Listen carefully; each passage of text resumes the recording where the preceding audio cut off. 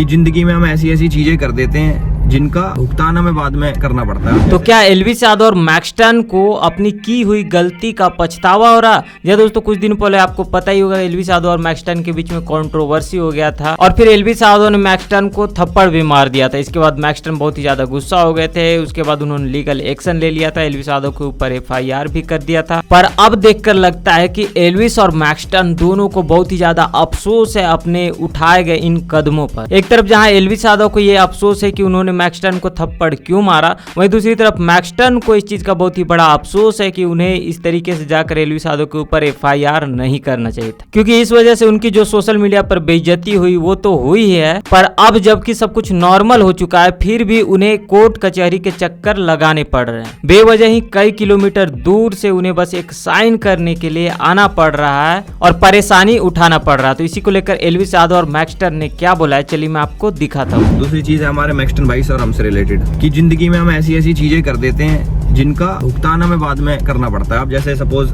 मैं उस टाइम ना जाता, हमारी लड़ाई ना होती तो आज ये दिन ना देख रहे होते। मैक्सटन भाई बाद में सुन के मेरे पास आ जाते तो आज हम कोर्ट कचहरी के चक्कर न लगाने पड़ते। अब इतनी दूर से आते हो भाई तुम, है ना, समझ रहे हो ना मैं क्या कर रहा हूँ? लगता है मुझे कैब से आने में सिर्फ एक साइन करने।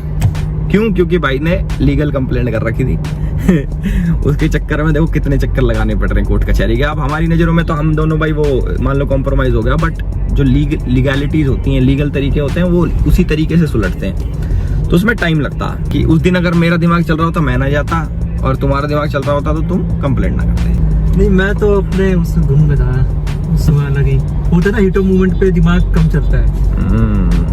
चलो कोई नहीं हो, तो अब जो हो गया देखो उसको चेंज नहीं कर सकते। अब दोस्तों एल्विस यादव और मैक्सटन को लेकर आप क्या कहना चाहोगे, आप नीचे कमेंट करके जरूर बताइएगा। ऐसी लेटेस्ट अपडेट्स के लिए खबरी मैन को सब्सक्राइब जरूर कर लीजिएगा।